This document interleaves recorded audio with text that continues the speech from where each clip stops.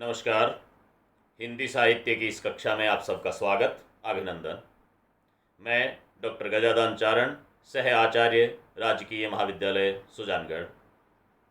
आज हम हिंदी साहित्य के प्रथम प्रश्न पत्र में संकलित महादेवी वर्मा की कविताओं का अध्ययन करेंगे। पहली कविता है जो तुम आ जाते एक बार। महादेवी वर्मा आप सब जानते हैं कि छायावाद की एक ख्यातनाम कवियत्री हैं और छायावाद की विशेषता है कि रहस्य उनका विशेष अंग है उनकी रचनाओं का। तो रहस्यवाद उसमें रहता है, उस रहस्य को खोजने का प्रयास जो करता है और वहाँ जाकर के उस रहस्य को जान पाता है, वो इन कविताओं के अर्थ में अपने आप को सक्षम बना पाता है। महादेवी जी प्यार प्रेम की रचनाएं लिखती हैं, लेकिन उनका प्रेम लौकिक से अलौकिक प्रेम की ओर बढ़ता हुआ दृष्टिगोचर होता है। ये कविता भी उसी मिजाज की एक रचना है, जो तुम आ जाते एक बार। एक नायिका अपने नायक से निवेदन करती है, एक जीवात्मा अपने परमात्मा से निवेदन करती है। दोनों ही दृष्टि से इस कविता का अर्थ आपको समझना है।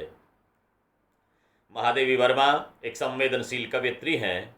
एक नायिका के रूप में वो अपने प्रियतम से निवेदन करती है कि हे प्रियतम, यदि तुम एक बार आ गए होते, एक बार आ जाते, तो मुझे मेरा सारा संसार मिल जाता।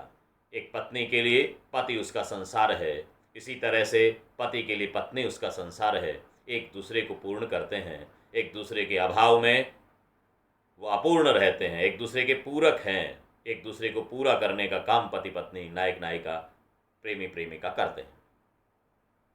उसी मिजाज की ये रचना है।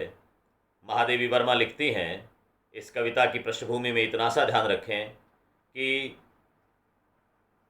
प्रिय मिलन की उत्कट इच्छा प्रेम को पूर्णता प्रदान करती है।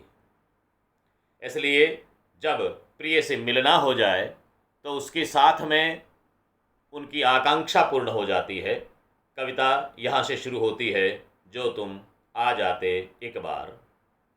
कितनी करुणा कितने संदेश, पथ में बिछ जाते वन पराग, गाता प्राणों का तार तार, अनुराग भरा उन्माद राग, आंसू लेते वे पथ पखार, जो तुम आ जाते एक बार।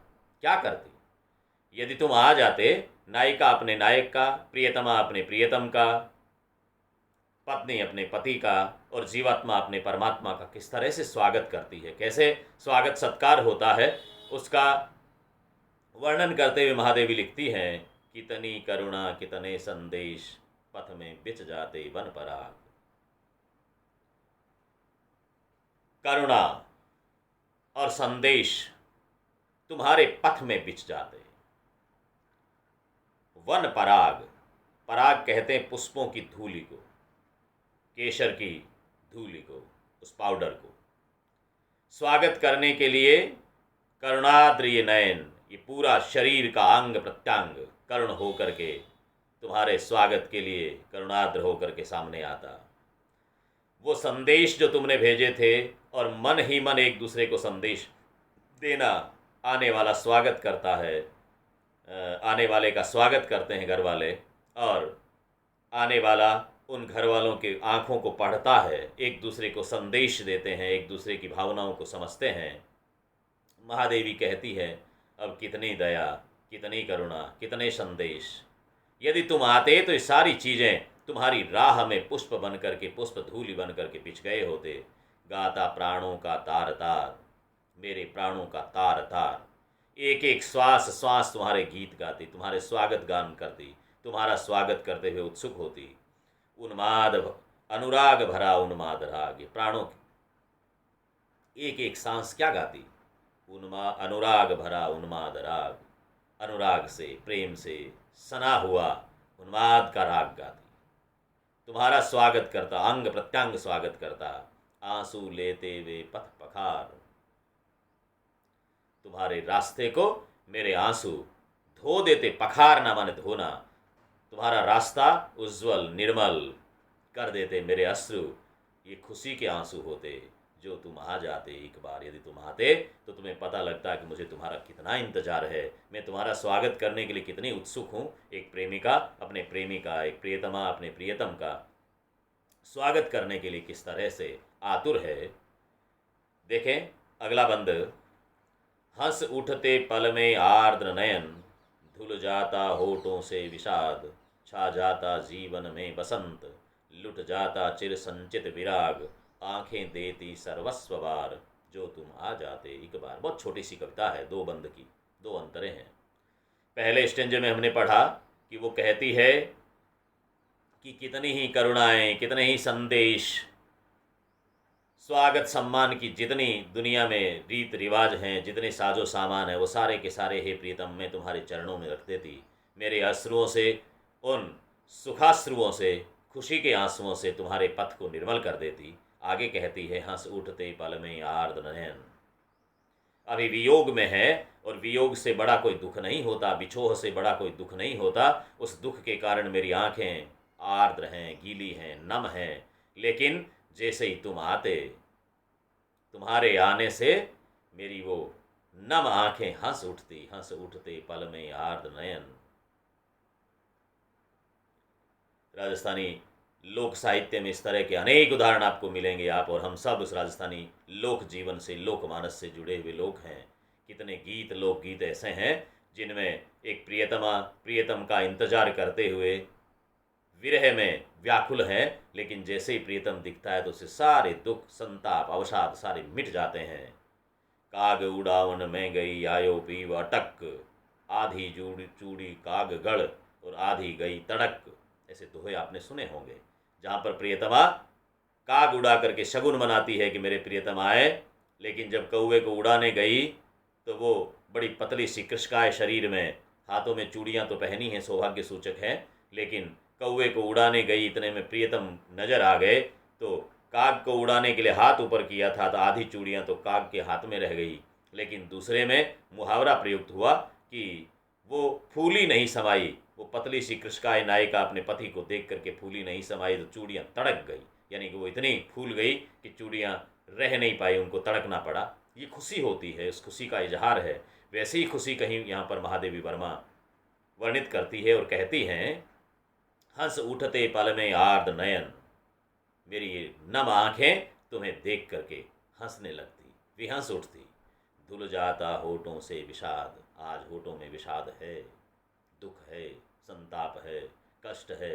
हरे राम, हाय राम, हो राम बोलने वाले ये औष्ठ, धुल जाता होठों से विषाद, विषाद धुल गया होता। औष्ठ पर मुस्कुराहट आती, मीठे वयन आते, स्वागत के बोल बोले जाते, ऐ तो आ जाते तो छा जाता जीवन में बसंत।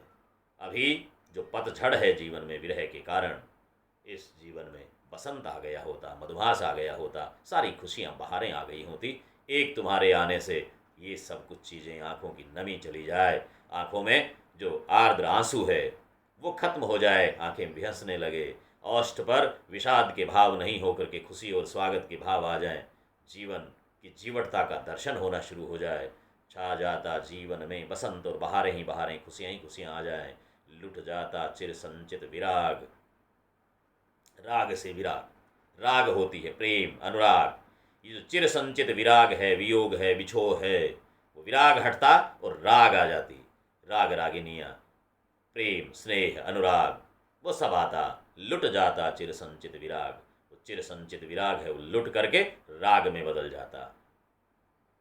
आंखें देती सर्वस्व बार, और हे प्रियतम यदि तुम उस दिन आते, आ गए होते एक बार, तुम्हें देखते ही मेरे ये नेत्र, मेरी आंखें, मेरे ये चक्षु तुम पर सब कुछ न्योछावर कर देते। बिछ जाती मैं तुम्हारे सामने, लुट जाती, अपने आप को लुटा देती।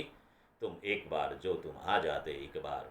ये जीवात्मा अपने परमात्मा से कहती हैं, प्रियतमा अपने प्रियतम से कहती हैं। महादेवी रहस्यवाद की कवित्री हैं, इसलिए वो अन्योक्ति में बात करती हैं। खुद कहीं पर आप और हम की बात नहीं करती, वो तीसरे की बात करती है, और हम सब पर वो कविताएं लागू हो जाती हैं। इस कविता को संक्षेप में समझना हो तो इसके माध्यम से कवित्री ने प्रियतम मिलन के भाव, आप यदि इसको पढ़ लेंगे तो आपकी समझ में आ जाएगा सारा मामला। इस कविता के माध्यम से कवित्री ने प्रियतम मिलन की तीव्र अभिलाषा तथा उस मिलन से उत्पन्न होने वाले प्रभुत्व का बड़ा प्रभावपूर्ण चित्रण किया है। आत्मा परमात्मा से मिलकर माधुर्य से भर उठती है, चिरसंचित विराग समाप्त हो जाता है। यहाँ प्राणों में वीणा की कल्पना की गई है। जिस प्रकार लौकिक जीवन में प्रेमी और प्रेमिका आपस में मिलते हैं और मिलने के लिए आतुर रहते हैं, उसी प्रकार अलौकिक जीवन में आत्मा और परमात्मा के संबंध की चर्चा रहती है। इस गीत में महादेवी जी ने उस चिर सुंदर ब्रह्म अपने प्रियतम वो परमात्मा से मिलन की अपनी तीव्र अभिलाषा प्रकट की है। छोटी सी कविता, इसके भाव बड़े गहन हैं। हमारे विद्यार्थी ऐसी रचनाओं को पढ़ें, इनके भाव को देखें।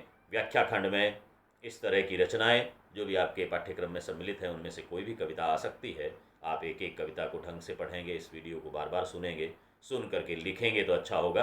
टेक्स्ट आपके सामने होना चाहिए। आप पुस्तक ले लें, पुस्तक में देखें। पुस्तक यदि नहीं ले पाए हैं ऐसी विकट परिस्थितियों में कोरोना काल के दौरान, तो आप नेट पर भी सर्च करेंगे तो आपको ये कविताएं मिल जाएंगी। इसलिए मेरा निवेदन है कि बार बार पढ़ें। अभी ऐसी परिस्थितियों में घर पे रह करके पढ़ें।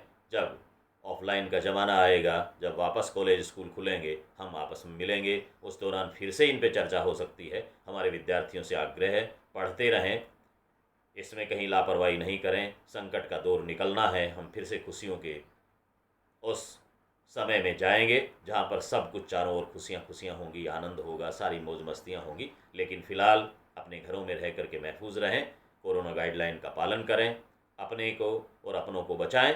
पुनः पुनः धन्यवाद। अगली कक्षा में फिर मिलेंगे। आज के लिए इतना ही।